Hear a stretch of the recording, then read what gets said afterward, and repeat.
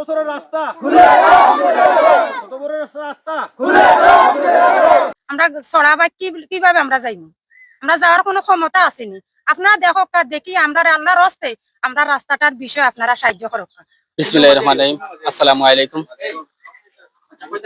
আমি মোহাম্মদ রিপন মিয়া, বরমসাল, ইসলামাবাদ আমার বাড়ি। আমরা এই রাস্তার ভুক্তভোগী দীর্ঘ অনেক দিন ধরে। এখানের মাঝে আমরা অনেক জায়গাত গেছি এই রাস্তাটা লিয়া। আমরা এসিলেন্ট মদায় গেছি, ডিসি মদায় গেছি, ইয়নো সাগর গেছি।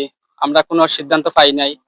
এই যে রাস্তাটা দেখা, এই রাস্তাটা আসতে আমরা আমার বয়স 65 বছর তো আমরা এইদিকে এই রাস্তার চলাফেরা করি।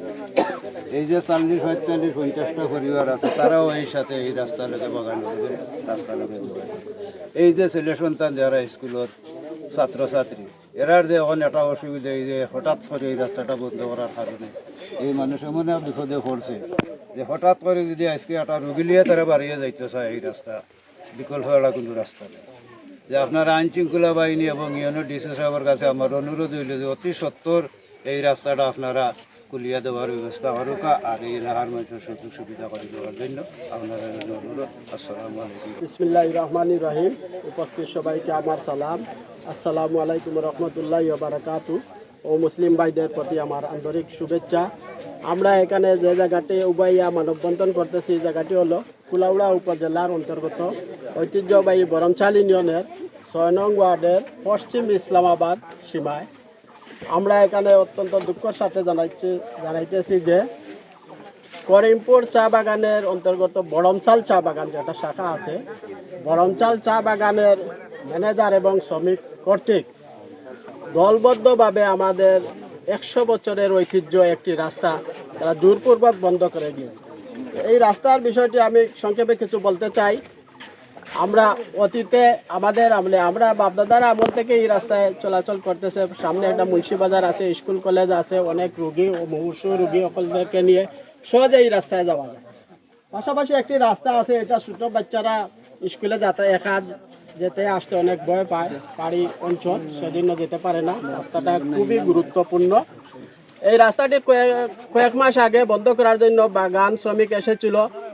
আমার সাথেরই ইউপি সদস্য, বাগান একটা আলাদা ওয়ার্ড, 9 নম্বর ওয়ার্ডের চন্দন মেম্বার উনি এবং বাগানের সভাপতি আগ্নু দাস ম্যানেজার এবং দলবদ্ধভাবে ওনাদের সর্দার সারি যারা আছে তাদেরকে নিয়ে এসেছিল বন্ধ করার জন্য।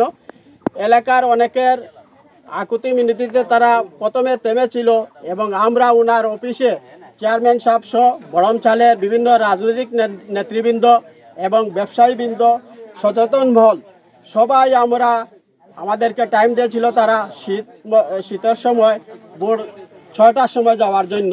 পরে তাদেরকে গেলে পাবো না। আমরা কিন্তু ফজরের নামাজ পড়েই দলবদ্ধভাবে সমস্যাটি সমাধানের জন্য হিন্দু মুসলিম ভাই ভাই যেভাবে তাকে আন্তরিকতা যেভাবে 1000 বছর ধরে ছিল সেইভাবে থাকার জন্য ফজরের নামাজ পড়ে অনেক কষ্ট করে তাদের অফিসে আমরা সবাই গিয়েছিলাম, কিন্তু ওরা আমাদের সাথে সৌজন্যমূলক কোনো কথাবার্তা বলে নাই। আমরা ব্যর্থ হয়ে ফিরে আসি। পরবর্তীতে আমরা ধারাবাহিকভাবে আমার ওয়ার্ডের বাসিন্দারা যখন বলল যে মেম্বার সাহেব আমরা কী করতে পারি, তখন আমি সবাইকে পরামর্শ দিয়েছিলাম যে আমরা আইনের মাধ্যমে এগোবো, কেউ কোনো ঝামেলায় যাবে না, ঝগড়াঝাটিতে যাবে না।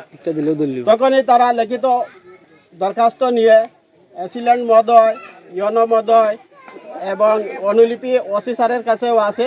ধারাবাহিকভাবে সবাইকে প্রশাসনকে আমরা একটা আবেদন দিয়েছিলাম। এসিল্যান্ড মহোদয় স্যার সশরীরে এই স্পটে এসেছিলেন, বাগানকেও ডেকেছিলেন, আমাদেরকেও ডেকেছেন, উভয় পক্ষকে। এখানে আমিও ছিলাম এবং বিভিন্ন রাজনীতি মহলের নেতৃবৃন্দ, উপস্থিত জনতা, এলাকাবাসী সবার সামনে স্পষ্টভাবে বলে গিয়েছেন যে যাতায়াতের ব্যবস্থা কখনো বন্ধ করা যাবে না, এটা চলুক এবং আপনারা একজন সার্ভে রেডি করবেন। আমিও আমার অফিস থেকে একজন সার্ভে দিব এবং আমরা দেখবো এই জায়গাটা খার পড়ে আদৌ আপনাদের আছে কিনা আমাদের সরকারের। কিন্তু তারা ভিতরে যে এই রাস্তাটি বন্ধ করার পরিকল্পনা করে রেখেছিল সেই জন্য অনেক দিন থেমেছিল। যখনই ইয়নোমোদয় স্যার টেলিংয়ে চলে গেছেন উপজেলা, তখনই তারা খোঁজ নিয়ে দেখেছে যে ইয়নোমোদয় স্যার উপজেলাতে নেই। পরিকল্পিতভাবে আমার সাথে ইউপি সদস্য চন্দন মেম্বার, আগ্নু দাস এবং অনেক সর্দারকে সাথে নিয়ে দলবদ্ধভাবে আমি অত্যন্ত দুঃখের সাথে বলতে চাই, একজন জনপ্রতিনিধি হয়ে, একজন মেম্বার হয়ে যে জায়গায় শান্তি শৃঙ্খলা বজায় রাখবে, এলাকার মানুষকে সান্ত্বনা দিবে, মানুষের সুখ দুঃখে পাশে দাঁড়াবে, সে জায়গায় সে দলবদ্ধভাবে দেশি অস্ত্র শস্ত্র নিয়ে, আপনারা লাইভ দেখলে দেখবেন, মেম্বার সহ আসে এখানে দলবদ্ধভাবে কাঁটাতারের বেড়া দিয়ে।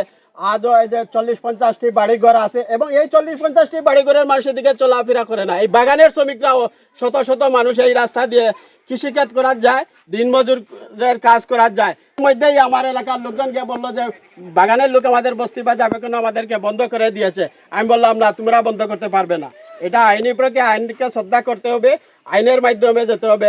তাদের ব্যবহার যদি আমরা করিতে তারা আর আমরা একই সমান হয়ে গেলাম, সেজন্য বাগানের কাউকে নিষেধ তোমরা দিও না। বাগানের মানুষ সবসময় যাওয়া আসা করুক, আমাদের দীর্ঘদিনের আন্তরিকতা এখানে বিনষ্ট করা যাবে না। কিন্তু এই তারা দলবদ্ধভাবে বন্ধ করার পর আমরা অনেক তাদের সর্দার বা অনেকের কাছে যোগাযোগ করেছি, তারা তাল ভাবনা দিয়ে এড়িয়ে চলে যায়, সেটা খুলে দেওয়ার কোনো ব্যবস্থা তারা নেয়নি।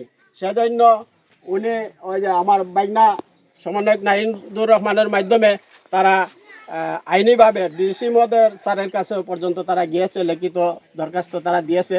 স্যার হয়তো ব্যস্ততার কারণে এইদিকে নজর দিতে পারছেন না, হয়তো ইনশাল্লাহ স্যারও আসবেন এখানে, আসলে এবং আমরা মিডিয়ার মাধ্যমে, সাংবাদিক ভাইদের মাধ্যমে আমরা প্রশাসনের দৃষ্টি আকর্ষণ করছি। আমাদের এই ছোটো ছোটো শিশুদেরকে আপনারা লাইভের মধ্যে দেখেছেন, অনেক বৃদ্ধ মহিলা দেখেছেন, অনেক মুরব্বিয়ান দেখেছেন। এই রাস্তাটি রাত 2টার সময় একজন মানুষ অসুস্থ হয়ে গেলে আর যাওয়ার বিকল্প নাই, এদিকে গাড়ি আসতে আসতে কাদার মধ্যে আটকে যায়, এখানে রুগীর অবস্থা সিরিয়াস হয়ে যাবে। এই রাস্তাটি একমাত্র অবলম্বন গরমচাল চা বাগান কর্তৃক এবং চন্দন মেম্বার, আগ্নু দাস এবং তাদের সর্দার, লাইনে লাইনে যারা সর্দার আছে, এবং একমাত্র এই বীজটি রোপণ করেছে এই ম্যানেজার।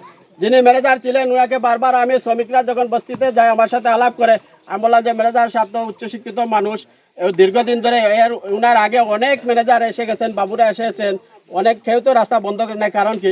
বলে ভাই আমাকে বললো মেম্বার সাহেব, বলবো কি, কথা বললে তো আমাদের উপরে যায়। এই ম্যানেজার মাদক দ্রব্য সেবন করে, আমাদেরকে দিয়ে এই মাদক আনিয়ে বাংলায় বসে বসে মাদক টানে। মাদক টানার পর ওর মাথায় কি করে জানে না। আর ওই যে আগ্নু দাস, চন্দন মেম্বারেরা সবাই সন্ধ্যার পরে গুলোয়ে বসে এবং মাদক সেবন করে এবং যুক্তি দিয়ে আমাদের সৎ সরল বাগানের মানুষদেরকে তাদের কথা না শুনলে আমাদেরকে বাগান থেকে বয়কট করে দিবে, সেই হুমকি দামকিও আমাদেরকে দেয়। তাই আমি আজকের মিডিয়ার মাধ্যমে প্রশাসনের সুদৃষ্টি আকর্ষণ করতে চাই যে আপনারা দয়া করে মানবিক দৃষ্টিতে আমাদের এই রাস্তাটি খুলে দেওয়ার ব্যবস্থা করার জন্য সবিনয় অনুরোধ করছি। বাগানের লোকের সাথে এখানের যে লোক আছেন ওনাদের অনেক সুসম্পর্ক আমি দেখেছি, এবং বাগানের অনেক লোকের সাথে আমরা কথা বলেছি। এই বাগানের দায়িত্বে যে গীতারানী দাস আছেন মৌলভীবাজার শাখার, ওনার সাথেও কথা বলেছি। উনি বলেছেন যে এখান থেকে একটাও অভিযোগ যায় না যে ওই বাগানের যে লোকদের সাথে বস্তির লোকদের কোনো সমস্যা বিগত দিনের কোনো কিছুই হয় নাই। কিন্তু এই একজন ম্যানেজারের কারণে এখানে এই রাস্তাটা জোরপূর্বকভাবে দখল করা হয়েছে, এই সমস্যাটা সৃষ্টি হয়েছে। আমি ইউনো স্যারের সাথে কথা বলেছি, ডিসি স্যারের সাথেও কথা হয়েছে, লিখিত এবং কাগজ দেওয়া হয়েছে। আমি ডিসি স্যারের কাছে আবেদন করব।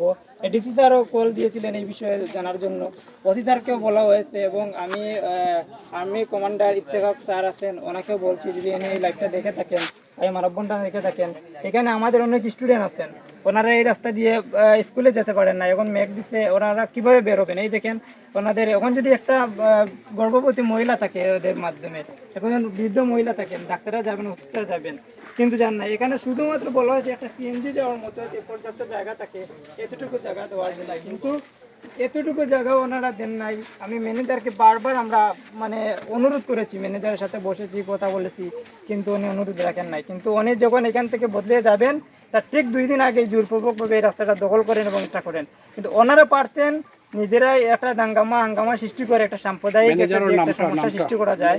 কিন্তু ইউনো স্যার ওনাকে নিয়ে বসছেন, এসিলেন্ট স্যারও বসছেন, ওনাকে বলছেন, উনি কথা দিয়ে আসেন ওইখানে, কিন্তু এখানে এসে দেখে যে বাগানের সভাপতি আছেন, বাগানের সর্দার আছেন, ওনাদের উপর দুষ্টা চাপিয়ে দেন। কিন্তু মূল যে হঠাৎ এখানে বাগানের যে মেম্বার আছে উনিও বলছেন যে এখানের মেন সমস্যাটা হচ্ছে এই ম্যানেজার। যখন নতুন ম্যানেজার আসছে, ওনার সাথে কালকে আমাদের জাতীয় নাগরিক কমিটির মৌলভীবাজার জেলার আহ্বায়ক উনি ফোন দিয়েছিলেন। উনি বলছেন, তো এই ম্যানেজার বলছেন যে ভাই আমি এই বিষয়টা জানি না, এখানে আমি আসছি 3-4 দিন হয়েছে। আমি এই বিষয়টা বালাটিকে জেনে বুঝে আপনাদের সবাইকে নিয়ে আমি একটা সমাধান করে দেব, কিন্তু আর জানি না আমি কতটুকু সমাধান হবে। আমি এই এলাকার সমস্ত মানুষ আছেন এবং আইন শৃঙ্খলা যতজন মানুষ আছে আইন শৃঙ্খলা বাহিনীকে বলবো এবং ডিসি স্যারকে অবগত করেছি, আবার ফোন দিব আজকে এবং অবগত করবো যেদিন উনি নিজে এসে এই রাস্তাটার একটা সমস্যা বাগানের এবং বস্তির লোকেদের সমস্যা সমাধান করে আমরা একটা প্রাতৃত্ব স্থাপন করে একে অপরের সহযোগিতামূলক, যে আমরা এই বাংলাদেশের সবাই নাগরিক, একে অন্যকে সহযোগিতা করব। এটা যদি এই সমাধানটা যদি ওনারা করে দেন, আসলে আমরা সবাই উপকৃত হব। এবং এই যে 30 থেকে 31টা ফ্যামিলি আছে এখানে, ওদের যাতায়াতের রাস্তাটা, যেমন রাস্তা কেউ কোনোদিন বন্ধ করতে পারে না, যদি নিজের দখলের নিজের বাফাইদি সম্পদ হয় তবুও রাস্তা কেউ কোনোদিন বন্ধ করতে পারে না। এটা আইনত অপরাধ এবং এই অপরাধ থেকে আমরা সবাই বেরিয়ে আসবো। আর বাগানের লোকেরা কেউ তো বুঝে না, ওরা নিজেরাই বুঝতে যাচ্ছে না, ওদেরকে যেভাবে বোঝানো হয়েছে ওরা ওভাবে বুঝছে, মানে বুঝতে। এখন যদি সবাই মিলেমিশে আমরা একদিন বসে এই রাস্তাটা শুধু একটা সিএনজি যাওয়ার মতো যদি রাস্তা করে দেওয়া হয়। আমরা রাস্তা বন্ধ করছি, এখন আমরা দেখা যায় এমন অবস্থা হয়েছি আমরা চলার মতো কোনো আমরা পথ নাই। আজ থেকে 6 মাস আগে বাগানি হামলা করছেন, করার পরে আমরা পঞ্চায়েতের জানাইলাম, আমরা চেয়ারম্যান মেম্বার, আমরা বিট অফিসার, আমরা সবাই জানাইলাম। জানানির পরে সবাই আগাইছেন, কিন্তু তারা কেউরে বাগানিয়ে সম্মান করছেন না, মানছেন না। না মানা অবস্থায় তারা একদিন আইছেন। আমরা পুরুষ কেউ বাড়িতে আসলাম না, আমরা মহিলা হল আইসলাম।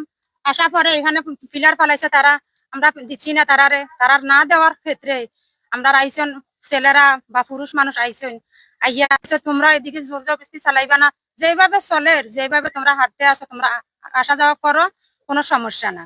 এরপরে গত মঙ্গলবারে আজ 1 সপ্তাহ আগে তারা আসছে, আসার পরে দেখা যায় জোর জবরদস্তি করিয়া আমরা এইদিকে কিছু তারা খারাপ আচরণ করছেন, করিয়া তারা বেড়টা দিয়া গেছেন। এখন আমরা কিভাবে যাইতাম দা দনি লইয়া, এখন আমরা কিভাবে যাইতাম? আমরা জনগণের কাছে, আমরা উপরের মানুষের কাছে, যে আমরা এমপি আছেন বর্তমানে, আমরা বিট অফিসার আছেন, তার তাইনতানোর কাছে আমরা বহুত আবেদন করছি। এখন আমরা বাংলাদেশে নাগরিক হিসাবে আপনার কাছে আমরা চাইতে আছি, আমরা রাস্তাটা, আমরা বাচ্চা কাচ্চা হাই স্কুলে আছেন প্রায় 15-16 জন, আরো শিশু বাচ্চা এগুলো আছেন 200 ছাত্র। এর মাঝে তো বাজার আছে, আমরা একটা বাজার আছেন, আমরা মহিলারা রাইতে বিরাইতে 12টা 1টার সময় এখন রুগী লইয়া যাওয়ার মতন আমরা ক্ষমতা নাই। এতে এখন আসছে বর্ষাকাল, জয়টা আর মাসে আমরা ছড়াবা কিভাবে আমরা যাইব?